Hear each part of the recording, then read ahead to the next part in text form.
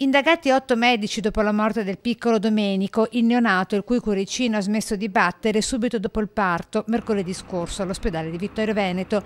Il magistrato, Laura Reale, ha iscritto nel registro degli indagati l'intera equipe che ha eseguito il parto, un atto dovuto per consentire agli interessati l'esercizio del diritto di difesa, la precisazione dalla procura. Già eseguita l'autopsia sulla salma del neonato, ora bisognerà attendere 15 giorni per conoscerne i risultati. Nel frattempo il pubblico ministero ha rilasciato il nulla osta per la sepoltura e la famiglia è intenzionata a salutare il bimbo con una piccola cerimonia privata. La tragedia consumatasi mercoledì mattina nell'immediatezza del parto, nonostante i 9 mesi di gravidanza fossero trascorsi senza alcun problema, stando alla versione dei genitori del piccolo Domenico.